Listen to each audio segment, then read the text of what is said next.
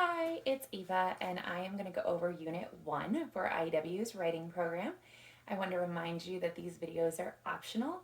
They are here as a resource if you or your student do not understand something, or if you as the parent are new to IEW and cannot be in class with your student. They do not have to be watched, but they are here for you to help you. So, Unit 1 is relatively easy, but it is very foundational with this writing program. It will be used throughout all the units, so it's very important to have a good grasp on it. Unit 1 is note making and outlining, and IEW does this through the KWO, known as the keyword outline. For the keyword outline, I am going to go through and tell you how to do it and then give specific examples of a KWO. So, what the student will do is take the text, the source text, and they will read through it, preferably out loud, one time without stopping.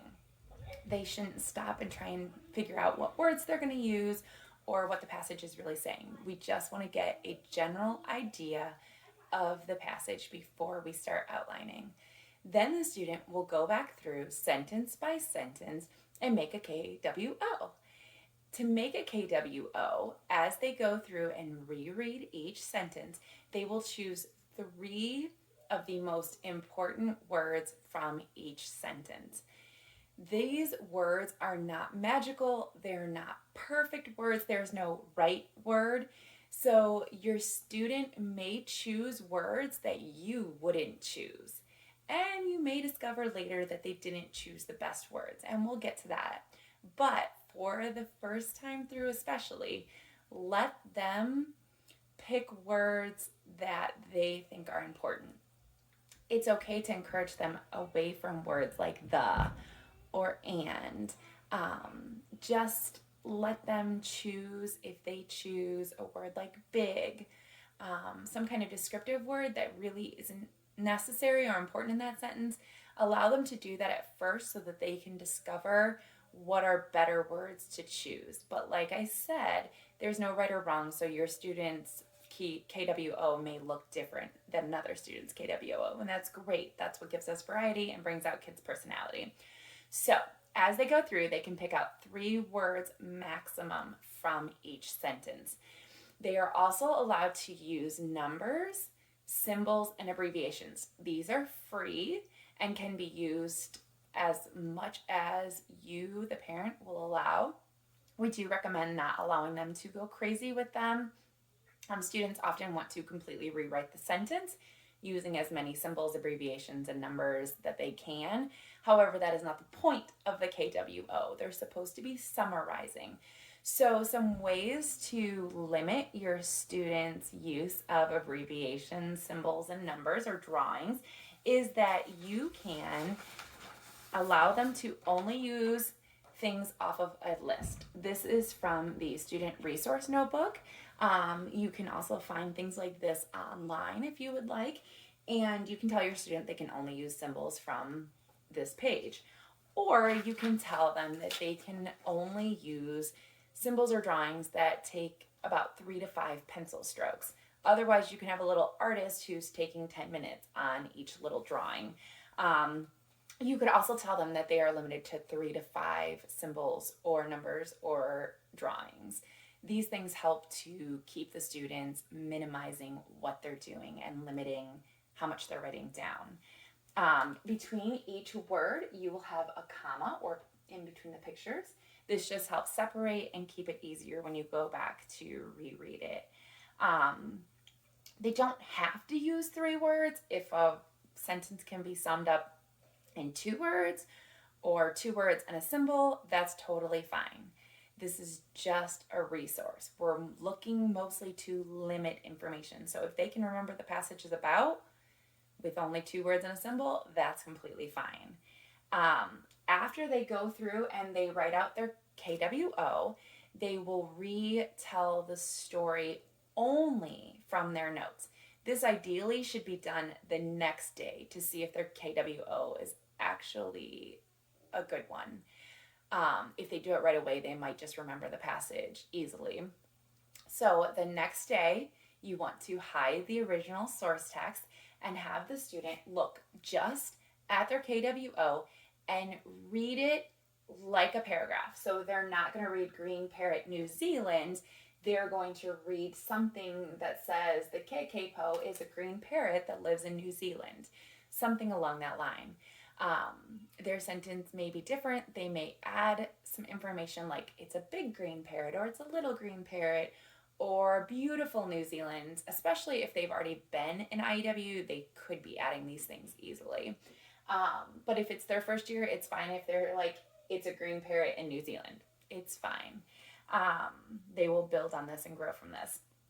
So, if they had picked words that didn't work when they went back through and they're like, I don't know what the sentence is about, that's okay. Take the time to look back at the passage and discuss what better words would have been to choose.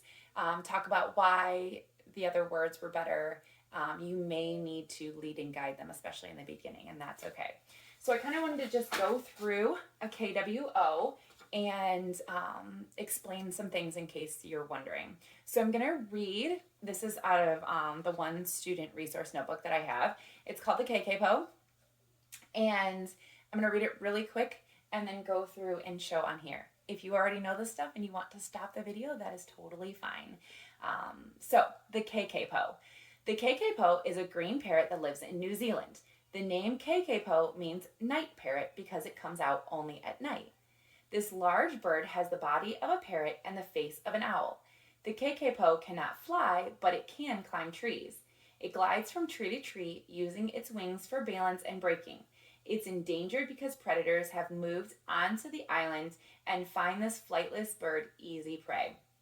So, as you can hopefully see on this page, they have underlined the words that they want to use. I either have my kids underline or highlight. Sometimes highlighting is even easier for my kids.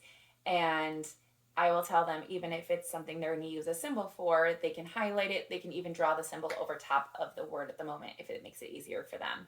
So once they go through and they underline or highlight the words and things that they want to express in their KWO, then they write them on the blank outline. The blank outline will look something like this, and they will they'll write out their words. The first line, which is a Roman numeral, is just for the first sentence. Later we'll talk about topic sentences, which are like an introduction sentence, and that's just where we just show that by making a Roman numeral. And then all the other sentences that support that are written below with regular numbers. So the first sentence said the KKPO is a green parrot that lives in New Zealand. They picked green parrot and New Zealand, which I would probably think in that sentence you really couldn't pick anything else. There's not much else in the sentence. Sometimes the kids want to write the KKPO again, and that's fine, especially if it's not labeled that way. They might want to write KKPO parrot New Zealand or KKPO green parrot. Any of those things are acceptable and fine. They're still going to remember the general idea of the paragraph. The next sentence says the KKPO means night parrot because it comes out only at night. So this says means night parrot. This was the example. There are some other words in here that could have been chosen that would still help the students remember what the sentence is about. They might have said night parrot only and drew a moon to remember that that's why it means that. It's because it comes out only at night. So when they retell this sentence, they might just say it means night parrot. They might not say the part about because it comes out only at night, and that's totally fine. This is their retelling, and it doesn't have to be perfect. And then this one is a good example. It says, this large bird has the body of a parrot and the face of an owl. So they did a body, parrot, owl, and then they drew a face to remind themselves that the owl, it was an owl face. This one also, it says that the KKPO cannot fly, but it can climb trees. So they did the not sign and fly, cannot fly, climb in trees. Here they had, in their example, they had a T with an arrow to a T for tree to tree. Personally, I look at that and I'm like, T to T, I don't know what that means. And so I drew trees. But each student's can look different, like I said.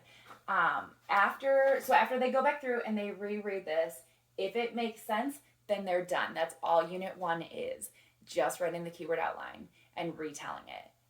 Unit 2 will go over how to use that to rewrite the story. So hopefully this is helpful.